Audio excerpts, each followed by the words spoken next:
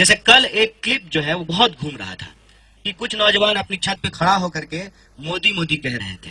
हम बिल्कुल चिंतित नहीं हैं, हम स्वागत करते हैं उनका, वो कहे, क्योंकि हम जानते हैं वह दिन दूर नहीं है कि वो मोदी मोदी नहीं महंगाई महंगाई चिल्लाएंगे। जिनके ऊपर ये जिम्मेवारी है कि वो कानून और व्यवस्था की रक्षा करेंगे, वो खुलेआम चुनावी मंचों से गुंडागर्दी की भाषा बोल रहे थे। आप देखिए, या तो आप ये नियम ही बना दीजिए कि चुनाव जिस दिन हो रहा है उस दिन भी प्रचार होगा, अन्यथा प्रधानमंत्री वोटिंग के दिन उनके जो है रोड शो में झंडे लेकर के लोग चल रहे हैं और वो जानबूझ करके रोड शो निकालते हैं ताकि मतदाताओं के मस्तिष्क पे जो है एक असर डाला जा सके।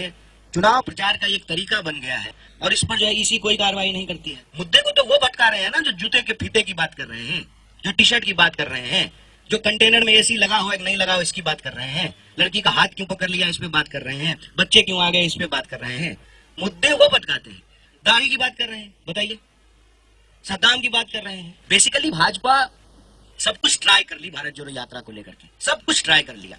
अब ये समझ गई है कि ये यात्रा रुकने वाली नहीं है, क्योंकि जो परसेप्शन वो कांग्रेस पार्टी को लेकर के, भारतीय राष्ट्रीय कांग्रेस को लेकर के, हमारे नेता को लेकर के लाखों करोड़ों खर्च करके बनाई है ना, वो परसेप्शन टूट रहा है कि हमारी लोकतांत्रिक संस्थाओं को पंगु बनाया जा रहा है और गुजरात के आम लोगों के सवाल को चुनावी चर्चा से गायब कर दिया गया है। हमने कहा कि 22 बार प्रश्न पत्र लीक हुए और मोरबी में जो है पुल गिरा, घड़ी बनाने वाली कंपनी को पुल बनाने का ठेका दिया गया, चौकीदार को जेल में डाल दिया गया और चोर को भगा दिया गया। जब आप महंगाई की बात कीजिएगा तो कहेगा हम चुनाव क्यों जीत रहे हैं, जब आप बेकारी की बात कीजिएगा तो हम चुनाव क्यों जीत रहे हैं। अरे चुनाव आप जीत रहे हैं, ठीक बात है, लेकिन आप जो बिल्किस बानो के बलात्कारी को संस्कारी कहिएगा, ये सही है? ये सही है? तो जो चुनाव जीते हैं वो जाए और अपनी ही बेटी से पूछें कि हमने बलात्कारी को संस्कारी बोल करके आया है, ये सही है? सबसे पहले हम भारत जोड़ो यात्रा की तरफ से सभी यात्रियों की तरफ से, भारत यात्री, अतिथि यात्री, इंटर स्टेट यात्री, सिविल सोसाइटी के लोग और ऐसे भी बहुत सारे व्यक्ति हैं जो इस यात्रा में चल रहे हैं, जिनके पास किसी कैटेगरी का कोई पास नहीं है, लेकिन हौसला है चलने का और एक उम्मीद उनको भारत जोड़ो यात्रा में दिखती है। उन सभी यात्रियों की तरफ से आप सभी पत्रकार साथियों का हार्दिक स्वागत करते हैं और धन्यवाद देना चाहते हैं वीरों की भूमि राजस्थान को, खास करके जो यहाँ के लोगों का आतिथ्य सत्कार है, जो उनका एक मशहूर पंक्ति है, पधारो हमारे देश, उस आतिथ्य सत्कार का हम लोग जबरदस्त आनंद उठा रहे हैं और भारी संख्या में जब से यात्रा राजस्थान प्रवेश की है लोग यात्रा से जुड़ रहे हैं और खास करके मैं उन लोगों के प्रति बहुत आभार व्यक्त करना चाहता हूं जिन जिलों में हमारी यात्रा नहीं जा रही है, वहां से बड़े पैमाने पे लोग 400-400 किलोमीटर, 500-500 किलोमीटर चल करके आए हैं।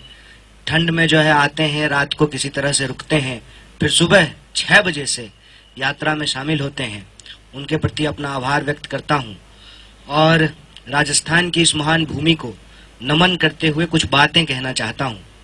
सबसे पहली बात तो ये कि आज डॉक्टर बाबा साहेब भीमराव अंबेडकर जी का महापरिनिर्वाण दिवस है और जब हम किसी व्यक्ति को, उसकी महानता को और उसके काम को याद करते हैं तो मेरी राय में उस व्यक्ति के जो विचार हैं, जो सिद्धांत हैं, उनको अपने जीवन में उतारना, यही उस व्यक्ति के लिए सही श्रद्धांजलि है। उनके विचारों को आगे बढ़ाना और यह जो भारत जोड़ो यात्रा है वो डॉक्टर बाबा साहब भीमराव अंबेडकर के विचारों से जुड़ा हुआ है, क्योंकि कहीं ना कहीं आपने सुना होगा, आपने यह बात नोट की होगी कि हम लोग कह रहे हैं कि इस देश में हिंदू मुसलमान की नहीं, संविधान की बात होगी। और हम संविधान की अगर बात करेंगे, जो हमारे संविधान की प्रस्तावना है, हम भारत के लोग भारत को एक प्रभुत्व संपन्न, समाजवादी, धर्मनिरपेक्ष, लोकतांत्रिक गणराज्य जब बोलते हैं, इसका मतलब होता है कि शीर्ष पर बैठे हुए व्यक्ति का चुनाव इस देश के आम लोगों के द्वारा होगा। और ये जो भावना है प्रस्तावना की, इसी भावना से यह भाव पैदा होता है कि हम इस देश को नफरत की आग में नहीं जलने देंगे। जब हम कहते हैं हम भारत के लोग, तो हम ये नहीं कहते हैं कि हम हिंदू, हम मुसलमान, हम सिख, हम ईसाई, हम भारत के लोग, मतलब हम सभी भारतीय जो इस भूभाग पे पैदा हुए हैं, कन्याकुमारी से लेकर के कश्मीर तक, अरुणाचल से लेकर के गुजरात तक, इस भूभाग पे रहने वाले सारे लोग मिलजुल करके समानता के अधिकार के साथ अपने दायित्वों, कर्तव्यों और अधिकारों का इस्तेमाल करते हुए हम देश को बेहतर बनाएं। यह जो संविधान का भाव है, उस भाव को यह भारत जोड़ो यात्रा लेकर के चल रहा है। और हमारे देश के लोगों के जो बुनियादी सवाल हैं, क्योंकि देश हमेशा देश के लोगों से बनता है, इसीलिए लोगों के जो सवाल हैं वही देश के सवाल हैं। ऐसा नहीं हो सकता है कि लोग के सवाल अलग होंगे और देश का सवाल अलग होगा। अगर देश के लोग महंगाई से परेशान हैं तो यही देश का भी सवाल है। अगर देश के लोग बेकारी से परेशान हैं तो यही देश का भी सवाल है। इन भावों को लेकर यह भारत जोड़ो यात्रा चल रहा है। तो आज यह बहुत महत्वपूर्ण दिन है भारत जोड़ो यात्रा के लिए, और इसीलिए इस मंच से हम लोग श्रद्धांजलि व्यक्त कर रहे हैं भारत रत्न डॉक्टर बाबा साहब भीमराव अंबेडकर को। जैसा कि जयराम जी ने कहा कि हम गुजरात चुनाव से होकर के आए हैं, और इस संबंध में भी एक बात मैं आपसे साझा करना चाहता हूं। बार बार भाजपा ने अपने कैंपेन में कहा कि राहुल जी नहीं आए हैं चुनाव प्रचार करने के लिए गुजरात। बार बार ये कहा गया कि चुनाव हो रहा है गुजरात में, तो भारत जोड़ो यात्रा गुजरात क्यों नहीं जा रही है। कई मौकों पे इसका जवाब हम लोगों ने दिया, लेकिन वहां जब हम लोगों के बीच गए और लोगों से जब बातचीत की तो लोगों ने कहा कि हम समझते हैं कि देश का भूगोल ऐसा है कि जब आप दक्षिण से उत्तर की तरफ जा रहे हैं तो पश्चिम में स्थित गुजरात आप नहीं आ सकते हैं, लेकिन आपकी भावनाएं हमारे साथ है और गुजरात के लोगों की भावनाएं भारत जोड़ो यात्रा के साथ है, ऐसा लोगों ने बताया। और उसी बिहाफ पे हम लोग भी गुजरात चुनाव में बार बार ये कह रहे थे कि भले हम नहीं आए हैं, यात्रा भले नहीं आई है, राहुल जी कम आ पाए हैं, लेकिन गुजरात के लोगों का सवाल भारत जोड़ो यात्रा में बार बार उठाई जा रही है, क्योंकि गुजरात के लोग भी बढ़ती हुई बेतहाशा महंगाई से परेशान हैं, बेकारी से परेशान हैं, और नौजवानों की हालत ये है कि 22 बार वहां पे प्रश्न पत्र लीक हो चुके हैं। चाहे आपको +2 का प्रश्न पत्र हो या किसी नौकरी का प्रश्न पत्र हो, बार बार वहां पे प्रश्न पत्र लीक हो रहे हैं। किसानों की हालत वहां भी ऐसी है कि उनको उनके फसल का उचित दाम नहीं मिल रहा है। छोटे छोटे जो उद्योग धंधे हैं, जीएसटी और नोटबंदी के चलते उस पर बहुत गहरा बुरा प्रभाव पड़ा है। तो ये सारे सवाल जो गुजरात के लोगों के हैं वो भारत जोड़ो यात्रा में भी उठाया जा रहा है। एक खास बात वहां के चुनाव को लेकर के जो मैं आप सबसे साझा करना चाहता हूं, हमने गुजरात चुनाव में इस बार वो होते हुए देखा जो शायद इस देश के लोकतंत्र के इतिहास में कभी नहीं हुआ हो।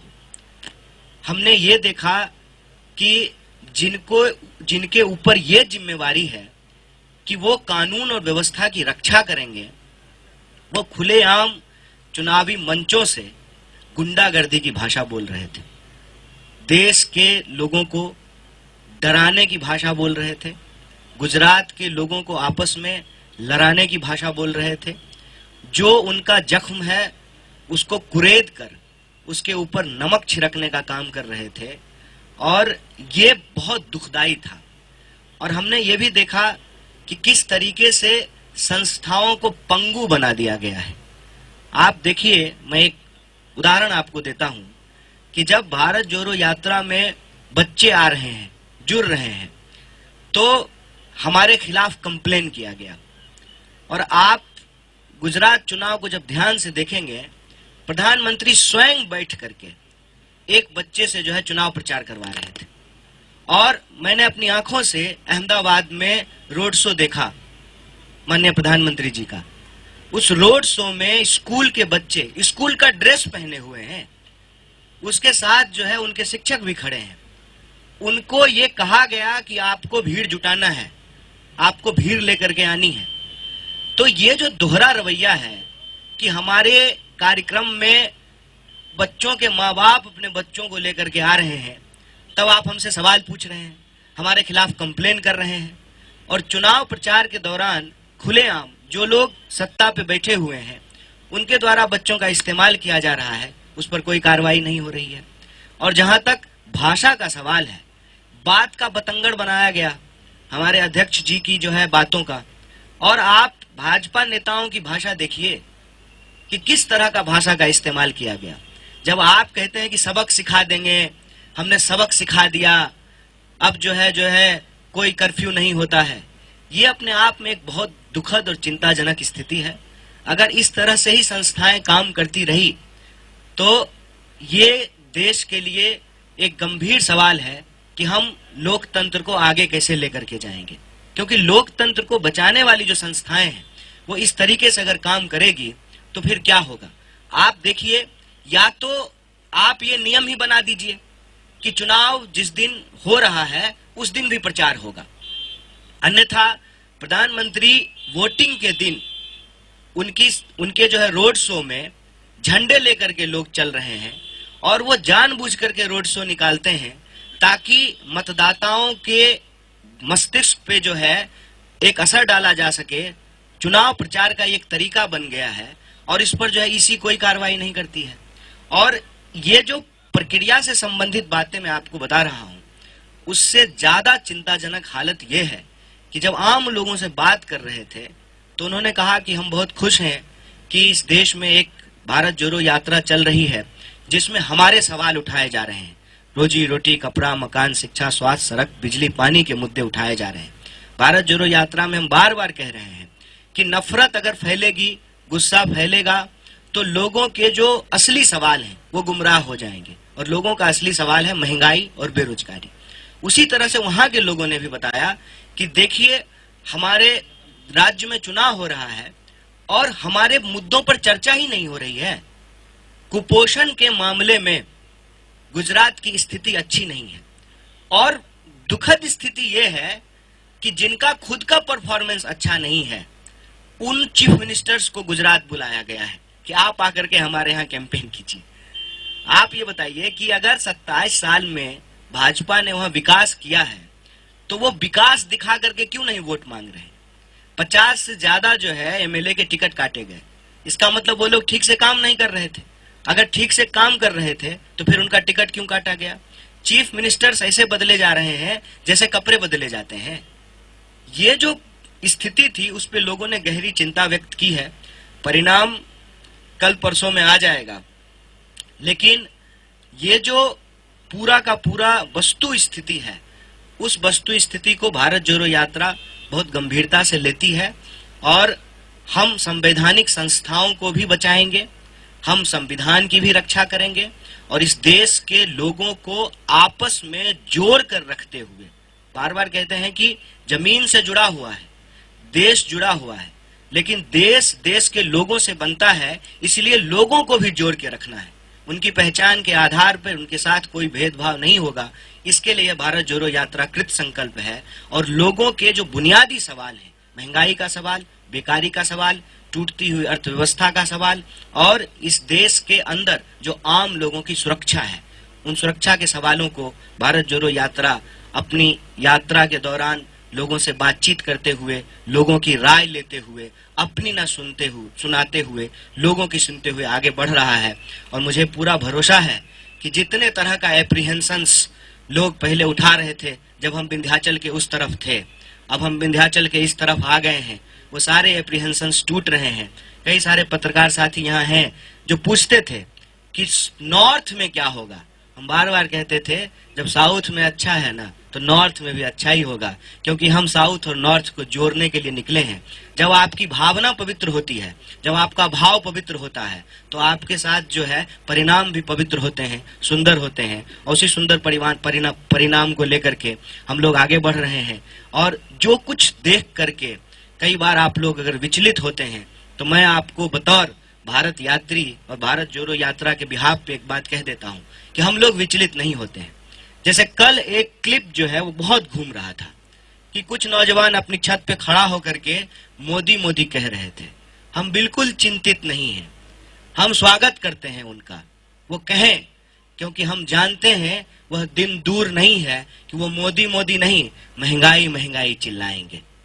हम लोग बिल्कुल चिंतित नहीं है, क्योंकि हम ये समझते हैं कि उनका जो नारा है ना, मोदी है तो मुमकिन है, ये असली बात नहीं है। असली बात ये है कि मोदी है तो महंगाई है। ये बात वो बोलेंगे, मोदी मोदी की जगह जो है वो महंगाई महंगाई चिल्लाएंगे, हमको इस बात का भरोसा है।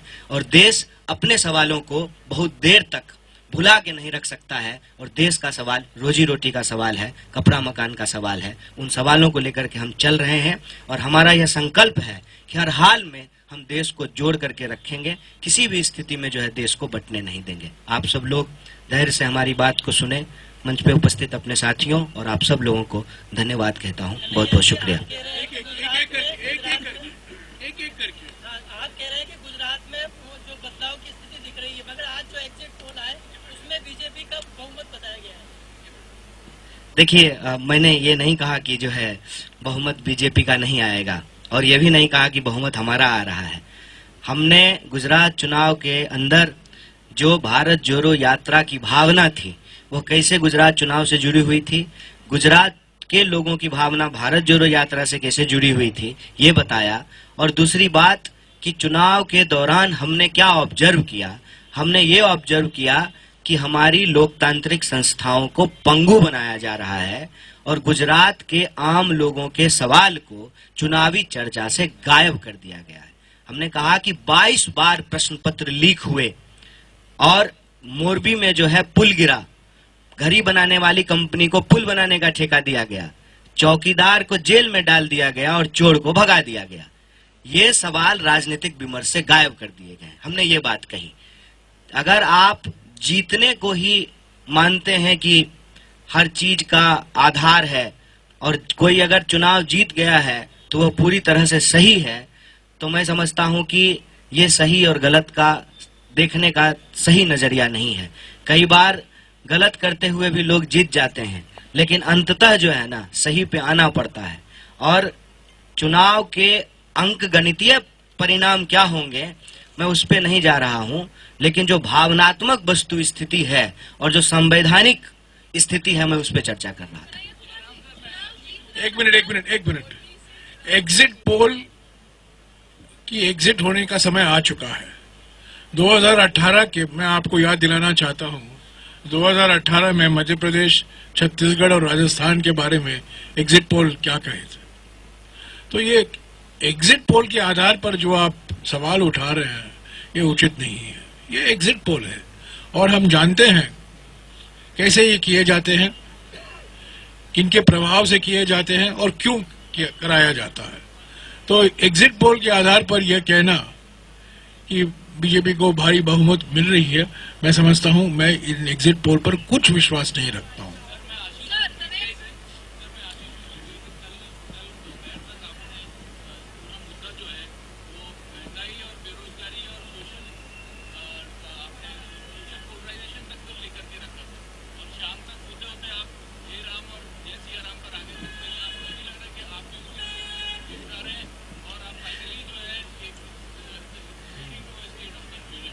सर, सबसे पहली बात तो ये कि हे राम, जय सिया राम, जय श्री राम, ये इस देश के अंदर सालों से होता आया है। ऐसा नहीं है कि हम आज शुरू कर दिए हैं। रही बात भारत जोड़ो यात्रा के दौरान की जाने वाली बातों का, जब आप बातचीत करते हैं तो इसके कई संदर्भ होते हैं।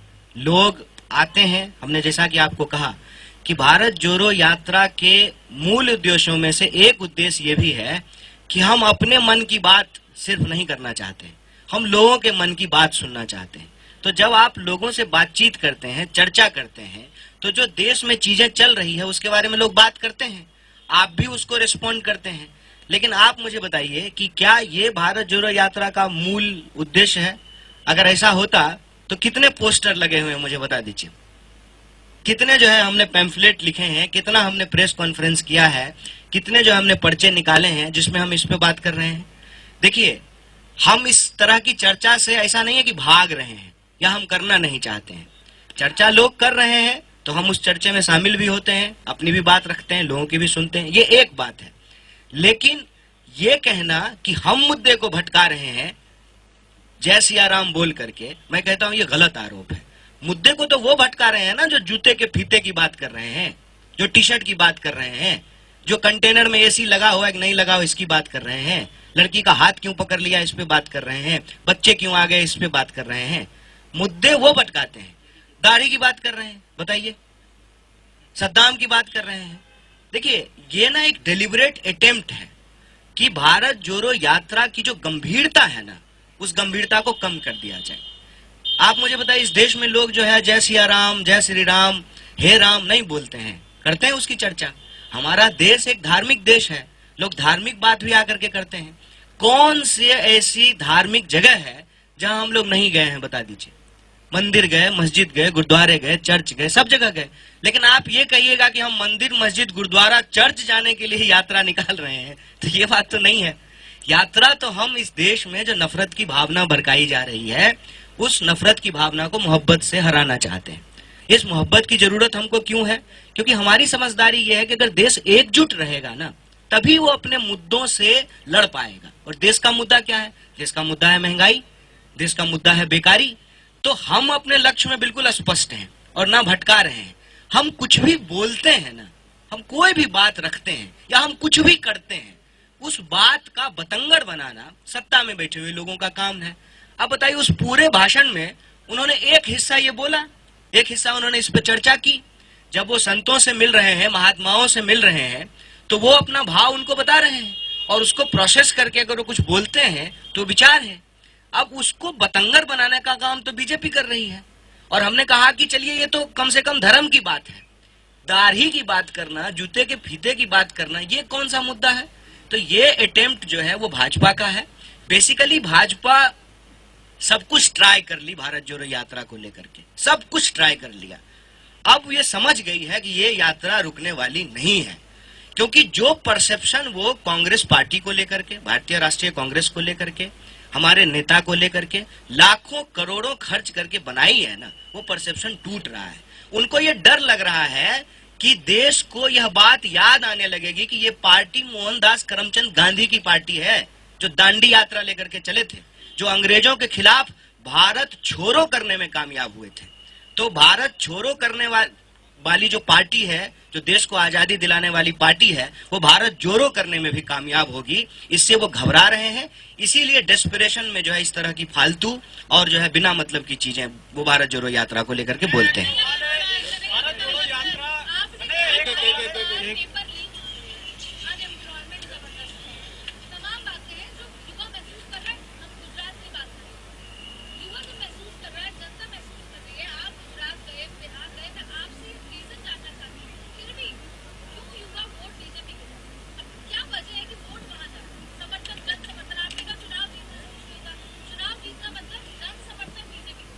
एक बात बताइए मैडम, 40% वोट आया था कांग्रेस को, वो वोट नहीं है, बताइए। मैं उस जगह पे नहीं जाना चाहता हूं जिस जगह पे जाने से बहस कहीं और चली जाएगी, लेकिन इसका यह मतलब नहीं है कि हमको आता नहीं है। हमारे देश के इलेक्टोरल सिस्टम में first pass the post system है। 60% वोट जो है वो अगेंस्ट में जाता है, 40% में जो है सरकार बनती है। तो आप कह रहे हैं 40% वोट जो है वो इस बात की गारंटी है कि सब कुछ सही है, और 60% वोट जो है इस बात की गारंटी नहीं है कि कुछ गलत है। 40% वोट आया था ना कांग्रेस को 2017 में। सरकार, एक मिनट अब सुन लीजिए, सरकार हमारी नहीं बनी, तो क्या 40% लोग जो है वो सरकार से नाराज नहीं थे? और एक बात बताइए, 31% वोट लेकर के इतना ह्यूज मेजोरिटी से सरकार बनी हुई है, तो बाकी जो 69% लोग हैं उनका कोई मतलब नहीं है। देखिए, हम ना इस देश में पॉलिटिकल डिस्कोर्स को इलेक्टोरल विक्ट्री पे रिड्यूस ना करें। इसका खतरा ये होगा कि फिर क्या मतलब है मीडिया का, क्या मतलब है अपोजिशन का, क्या मतलब है पार्लियामेंट्री कमिटीज का, क्या मतलब है प्रेशर ग्रुप का, क्या मतलब है सिविल सोसाइटी का। ये बात हमारी जुबान पे डाल दी गई है। We have to be very careful. जब आप महंगाई की बात कीजिएगा तो कह देगा हम चुनाव क्यों जीत रहे हैं, जब आप बेकारी की बात कीजिएगा तो हम चुनाव क्यों जीत रहे हैं। अरे चुनाव आप जीत रहे हैं, ठीक बात है, लेकिन आप जो है बिल्किस बानो के बलात्कारी को संस्कारी कहिएगा, ये सही है? ये सही है तो जो चुनाव जीते हैं वो जाएं और अपनी ही बेटी से पूछें कि हमने बलात्कारी को संस्कारी बोल करके आया है, ये सही है? सही को सही, सही गलत को गलत कहना पड़ेगा। चुनाव जीतना हारना एक प्रोसेस है, एक प्रक्रिया है, उससे सारी चीजें सही हो जाती है। ऐसा तो नहीं है फिर तो जहां हम चुनाव जीते हुए हैं वहां हमारी कोई गलती ही नहीं है। हम भी तो 2 राज्य में सरकार चला रहे हैं, सरकार कुछ तो गलती कर रही होगी, कुछ तो गलती हो रही होगी उनसे। केवल गुजरात में ही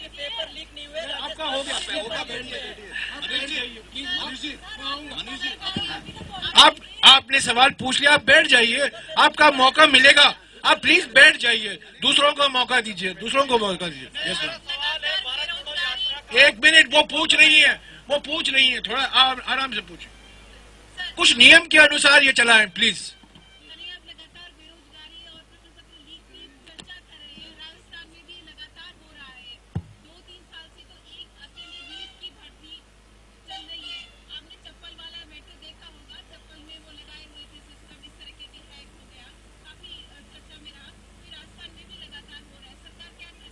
देखिए, एक तो हमने ठीक पहले कहा उनको कि इस चुनाव हम जीत गए हैं, हम सरकार बना लिए हैं, तो क्या हमसे गलती नहीं होगी? हमने अभी कहा ना इस बात को। देखिए, एक बात समझिए, हम लोग भारत जोड़ो यात्रा में इस देश के भीतर उन नैतिकताओं को पुनर्स्थापित करने की कोशिश करते हैं जिससे हमारा देश बनता है। और वो नैतिकता ये है कि अगर गलती हमारी भी है ना, तो हम मानेंगे, माफी मांग लेने में कोई बुराई नहीं होती है। गलती हम स्वीकार नहीं करेंगे तो उसको ठीक कैसे करेंगे? देखिए, मैं आ रहा हूं, मैं आपके ही सवाल का जवाब दे रहा हूं, आप डेस्परेट मत होइए। मैं बार बार ना मैं टिपिकल लीडर हूं, ना आप टिपिकल पत्रकार होइए, क्योंकि ये टिपिकल लीडर और पत्रकार जी हमको यहाँ पहुंचा करके खड़ा कर दिए हैं। मैं आपके सवाल का जवाब दे रहा हूँ। गलतियां अगर हुई है या हो रही है, उसको डिफेंड नहीं करेंगे, उसको मानेंगे। एक बात एकदम दिमाग में डाल लीजिए। और दूसरी बात कि हम उस स्थिति में नहीं हैं और ना हम रहना चाहते हैं कि हमसे अगर कोई गलती होगी तो उसको ठीक नहीं करेंगे, हमको ठीक करना पड़ेगा। मैं गुजरात चुनाव गया और ये दो बात मैं बार बार बोल रहा था कि ओल्ड पेंशन स्कीम जो है वो राजस्थान में लागू हुआ ना, जो संविदा कर्मी थे उनको परमानेंट किया गया ना।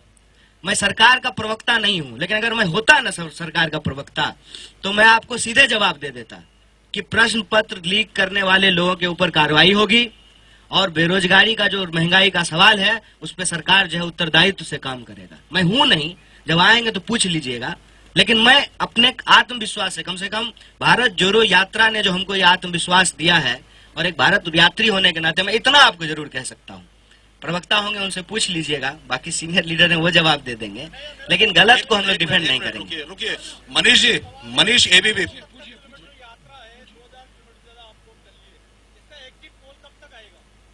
देखिए, सर ने कह दिया कि एग्जिट पोल जो है वो एक बहुत बड़ा धोखा है और इस यात्रा का उद्देश्य जो है वो धोखाधड़ी करना नहीं है लोगों से, इसीलिए इसका कोई एग्जिट पोल नहीं आएगा। मैं बार बार कहता हूं, इस यात्रा का उद्देश्य इलेक्शन नहीं, इमोशन है।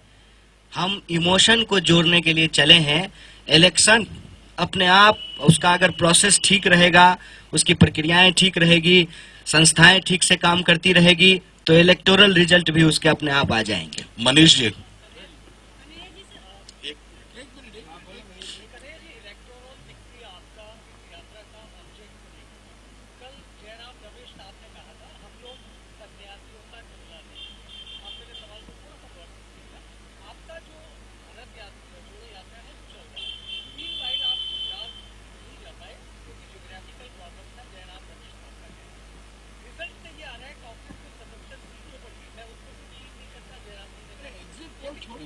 आप अपना सवाल करिए, एग्जिट पोल छोड़िए, उसी के आधार पर आप हाँ। भारत जोड़ो यात्रा खत्म होने के बाद आप हाथ से हाथ जोड़ो, तब तक कर्नाटक का चुनाव, उसके बाद 3 राज्यों के जब चुनाव आएंगे तो भारत जोड़ो यात्रा का अगला चरण। तो फिर कांग्रेस अपने आप को खुद सन्यासियों का टोला साबित करने में क्यों रुकी? देखिए, एक बात तो ये है कि हम जो बोल रहे हैं और जयराम जी जो बोल रहे हैं, इसमें कोई अंतर विरोध नहीं है। आपने जो सवाल पूछा ना, उसको बड़ी खूबसूरती से जो है पॉलिटिकल को इलेक्टोरल बना दिए। आप बताइए, पॉलिटिकल होने का मतलब सिर्फ इलेक्टोरल होना होता है? मैं एक सवाल, एक मिनट जवाब के सारे सवाल का जवाब दूंगा। गांधी पॉलिटिकल थे कि नहीं थे? गांधी ने कितने चुनाव लड़े? तो क्या उसका मतलब पॉलिटिकल नहीं है? मैं यही कह रहा हूं कि पॉलिटिक्स का एक एस्पेक्ट है इलेक्शन, एक एस्पेक्ट है। पॉलिटिक्स को अगर आप ओवरऑल देखेंगे तो उसमें और भी दूसरी चीजें हैं। अगर सिर्फ हम इलेक्शन पे ही सारी डिस्कोर्स को अगर रिड्यूस कर देंगे तो डेमोक्रेसी अपने आप में जो है ना प्रोसीजरल बन करके रह जाएगी। और डेमोक्रेसी जो है सिर्फ प्रोसीजरल नहीं होता है, पार्टिसिपेटरी होता है। और पार्टिसिपेटरी जब होता है डेमोक्रेसी, तो उसमें वो सब लोग भी इंपॉर्टेंट है ना जिनकी इलेक्टोरल विक्ट्री नहीं होती है, उनकी भी आवाज इंपॉर्टेंट है जिनके पास कोई मेजोरिटी नहीं है। ये हमको समझना पड़ेगा। हमने कभी नहीं कहा कि ये यात्रा पॉलिटिकल नहीं है।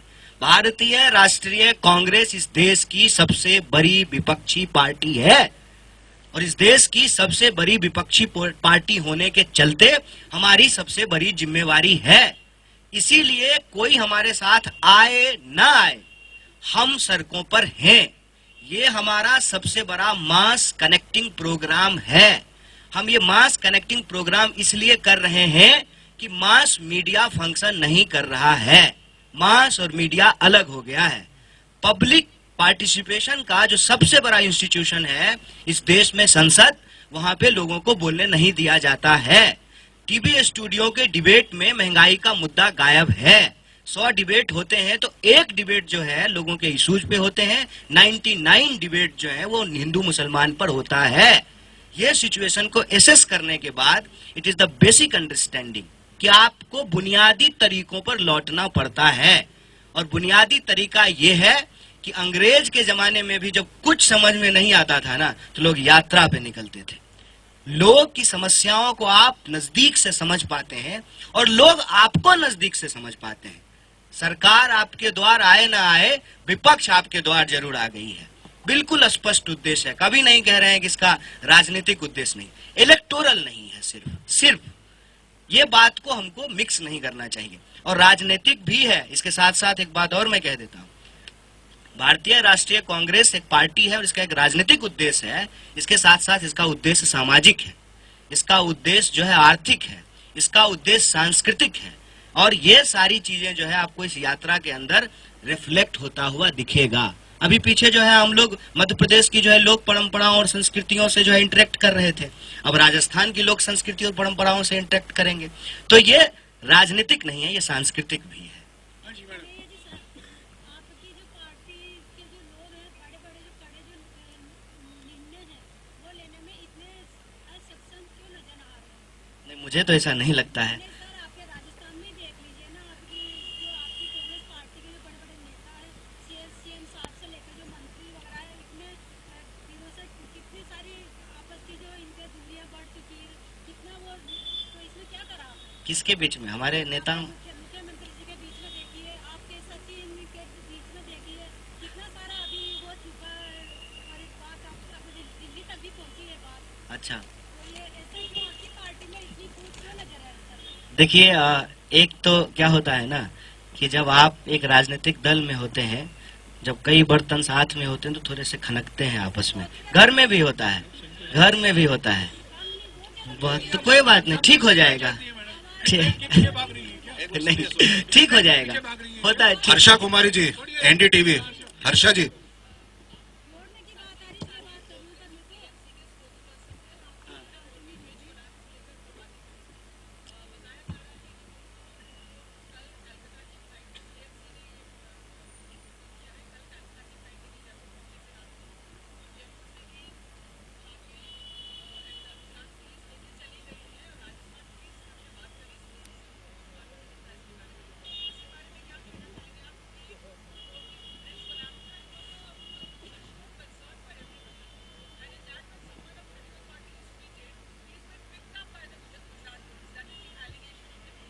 See, this is the modus operandi, na? We have been watching this since a long time. I would like to remind you कि जिग्नेश मेवानी इलेक्टेड रिप्रेजेंटेटिव गुजरात के जीते हुए एमएलए को रात को सर्किट हाउस से, सरकारी जगह से जो है असम की पुलिस आई और उठा करके लेकर के गई। ये तो मॉडस ऑपरेंडी बन गया है। ये इसी को कहते हैं ना डर की राजनीति। इसीलिए तो हमारे राहुल गांधी बार बार कह रहे हैं कि डरो मत। कितने लोगों को जेल में डाल देंगे। ये मॉडस ऑपरेंडी बन गया है कि आप कुछ भी बोलने और लिखने से पहले सेल्फ सेंसर करना शुरू कर देते हैं खुद को। आप सच नहीं जो है बोलने से घबराते हैं, क्योंकि आपको लगता है कि आपको लीगल फ्रेमवर्क में फंसा करके जो है आपको उलझाया जाएगा, परेशान किया जाएगा, तो आप बोलना नहीं चाहते। और इलेक्टेड रिप्रेजेंटेटिव को इसलिए टारगेट किया जाता है या पॉलिटिकल वर्कर को इसलिए टारगेट किया जाता है ताकि आम लोगों को ये मैसेज जाए कि अरे जब एमएलए को ही नहीं कोई पूछ रहा है, जब पॉलिटिकल वर्कर को ही नहीं पूछ रहा है, तो आम लोग कहां से हिम्मत करेंगे। ये इनका मॉडस ऑपरेंडी है, लेकिन ये बहुत दिन चलेगा नहीं। इसीलिए तो हम लोग ये यात्रा कर रहे हैं कि ये डर हम लोगों को समाप्त करना है। तो कहीं से भी उठाया जा सकता है। मैंने क्या गहलोत साहब देश के गृह मंत्री हो गए हैं क्या? राजस्थान के मुख्यमंत्री तो हैं। और जो है एक जो है संघीय ढांचा है, आप कैसे कई पूरा जहां पे बताइए नॉन बीजेपी स्टेट है, पिछले कई साल से रो रहे हैं सेंटर के सामने कि जीएसटी का पैसा दे दो, जीएसटी का पैसा दे दो। देश में उनके पास जो है सरकार है और जो है केंद्र सरकार के पास जो है ज्यादा पावर है, वो कई तरह से जो इसका इस्तेमाल करते हैं। तो ये कोई नई बात नहीं है। आप देखिए ये परसेप्शन मेकिंग में भी हेल्प करे कि कांग्रेस भी वैसी ही है, लेकिन ये सच्चाई नहीं है।